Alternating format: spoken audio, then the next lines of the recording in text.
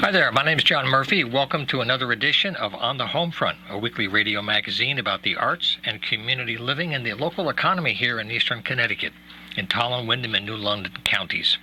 I'm here with you live with my co-producer Matt Rupar on WILI AM 1400 and 95.3 FM at 5:35 on Wednesdays, and our focus this week is really ideal for the summer. It's all about live music in our region. And we have people here from some of the most interesting area venues that give you new opportunities to experience a wide range of live music, all within a reasonable driving distance, just when COVID is moving past and we're getting ready to have a lot of live art coming back. So we're going to focus on live music. We're going to record this in June. And I'll be repeating this once in July to reach some new people so they can learn about the venues that are here today and how they can connect to them by the web in order to keep track of their schedules. So thank you for taking some time to be here today. First, we have in the studio today, on my far right, I'm very happy to have in the studio Chris Beaudry. He's working with the Side Door Jazz Club in Old Lyme. He's a programmer. He's also a musician with his own group that's playing in the area, and he has a real history in Willimantic in terms of live music programming. So, Chris, it's good to have you here in the studio. John, thanks very much for having me today. Okay. And next to me from Putnam, we have Terry Paquette from the Stomping Ground. Since 2012, he's been providing a wide range of live music right there in the quiet corner. So, Terry, good to have you here in the house, too. Thank you, John. And on the phone, we have Tom Buccino from the Packing House in Willington, a great venue and also a museum. And Tom, you're on the phone today. It's good to have you here in the studio. Thanks for the opportunity, John. Okay, so for folks who are listening, each one of our guests will share a little bit of the history of the venue and what kind of music they're trying to do and how things are going. And then we'll share some other news. But first, I think we're going to have Terry start us out talking about the live music scene in the Putnam area. So it's all yours. All right. So the Stomping Ground opened on June 6th of 2012. We initially started out open 5 days a week, just evenings, doing live music. You just had your 10th anniversary then. We did, indeed, yes. We've reached 10 years, and we've gone, we've progressed from 5 shows a week to and 5 days a week to we're open 6 days a week, and we do 9 shows a week. We have Thursdays there's 2 shows, and Saturdays and Sundays there's also 2 shows. Yeah, congratulations. So 10 years, Thank that's you. quite a survival story. It's been a challenge. Yeah, well, go ahead, though. My focus is pretty much all genres of music as long as it fits the space that we have, which is a fairly small room. So we do have to avoid the louder, the metal or punk rock bands. But I get a wide variety, both acoustic and electric, everything from a single band, like a solo act, to our largest band is Shaka Zoba out of Northampton, and they have a 10-piece Afrobeat band that plays at our place. Yeah, it's they originally started out as a tribute band to Fela Kuti, and now they write a lot of their own original music as well. It's like that band Antibalas. Yes, it is like Antibalas, yeah. They're awesome. They're amazing. What energy, what politics, too. Oh, yes, I do have to be conscious of that when we book those guys. Yeah, great. Yeah. What do you think is the biggest change you've noticed from 2012 to now? Same area. Is there any change in the music that's coming your way or in the audience interests? For the Stomp, people have become aware that we're focused on original music. We have covers as well. We don't hire cover bands per se, but musicians will play covers. But they're very open to listening to some original material, which is nice. Initially, they were coming in looking for bands with music they were familiar with, and now they know us as a company. As a place that's going to have original music a lot of times. So there's that. It's been a trip. It's really hard to say what's changed since 2012 as far as musicians and hiring bands and whatnot. We always get a huge, wide range of variety.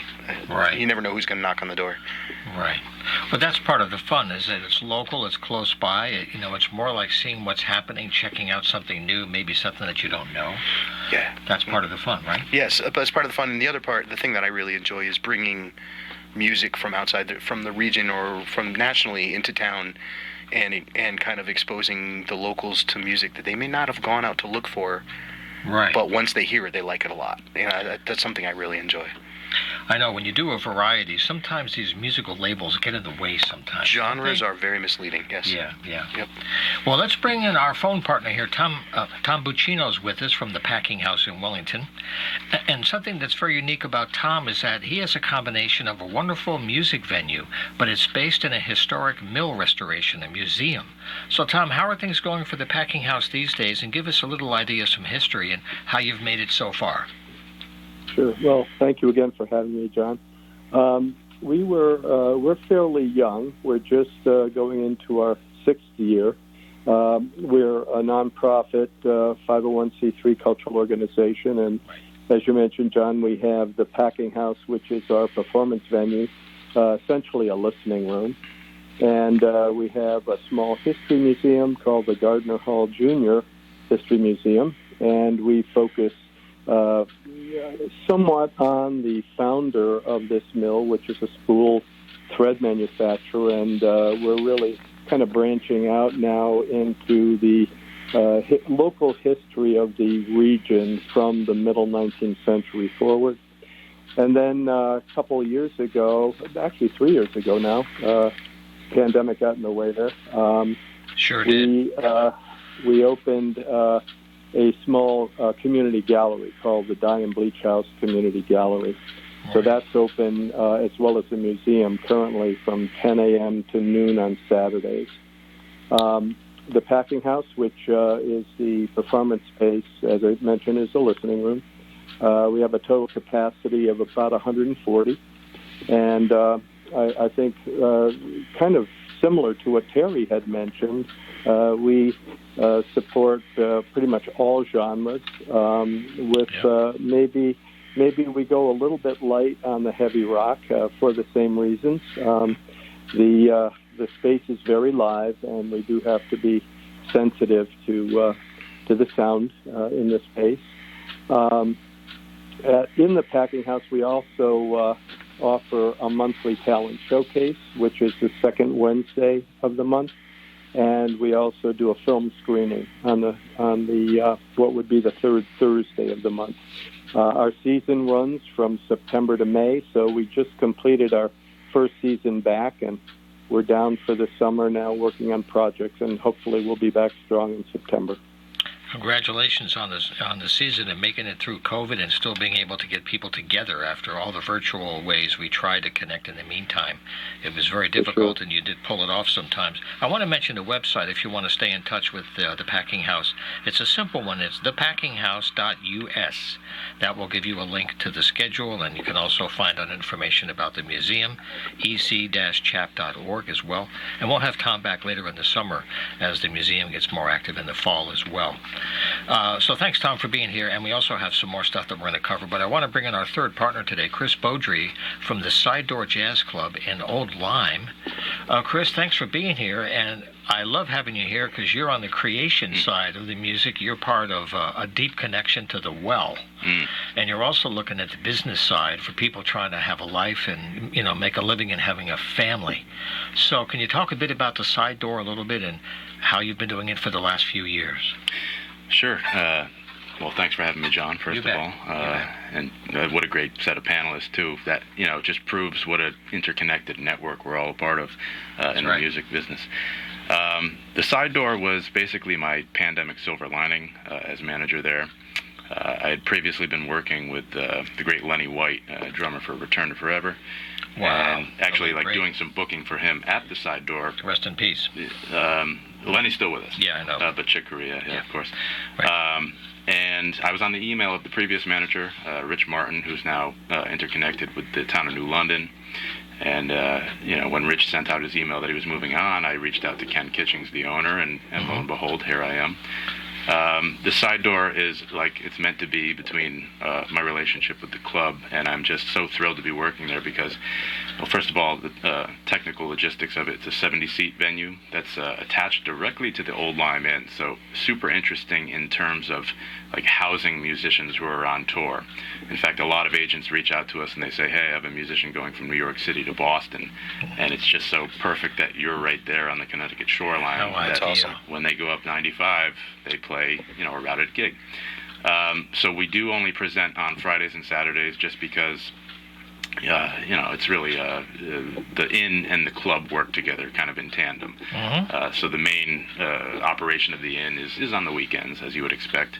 Well, they reinforce each other. It kind of keeps it stable in a way. They do, and it makes a really unique experience for our guests because they can come.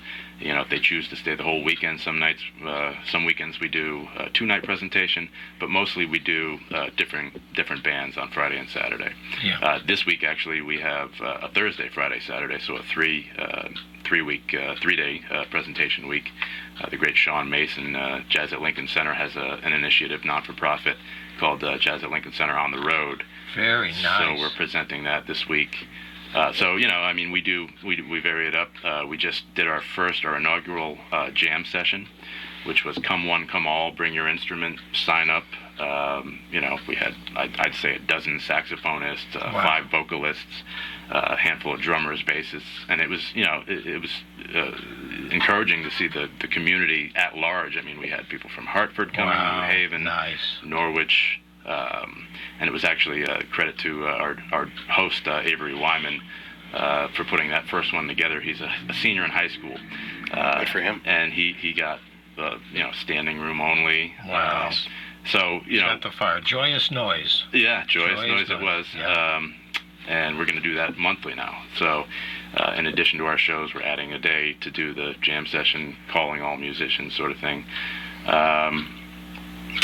In terms of variety, it's a little more constrained to the jazz genre, which can be very varied in itself.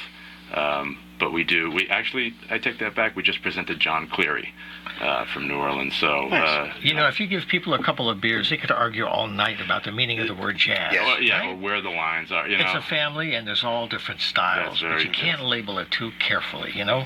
So I could go on, but that's the gist. Yeah. But you're close enough to New York to be able to draw on a mecca of new players coming out from the schools, working their chops out in Manhattan and the clubs in Brooklyn, that kind of thing. And if you look at our itinerary, you'll see it's a mix of the top tier pros who are seasoned veterans, and the new and up and coming acts. And owner Ken Kitchings is very adamant about giving everybody an equal opportunity. Nice. And presenting folks that other folks may not have heard of yet. And, seeing somebody from New York in a small club in Connecticut that has 70 people is another kind of experience. It's a different quality. That's right. And that's kind of why we're doing the show. I just want to mention, you're listening to On the Homefront here. We're doing this for video as well as radio, but we have people here who are presenting live music, and we're having them all together today to point out that our region is closer than you think, and within an hour maximum, you can go to these venues and enjoy live music as it's trying to survive. It needs people who want the connection. Hearing records is cool, hearing CDs is great, but if you haven't had enough live music in your life, then you need to know what happens in a room where music is being made. And that's partly why you guys are doing this, is that something happens there, and you can't capture that with a mic. That's exactly right. Yeah. It's the X factor. Our owner, Ken Kitchings, he's at every show.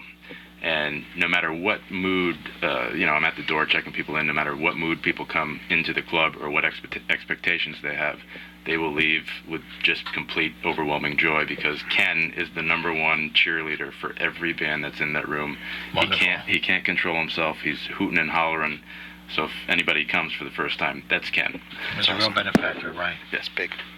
So we have a few moments to go. I just want to give these guys a chance to preview the second half of the year, but I want to give some websites. If you jot these down now, you can follow them all year long really easily on the web.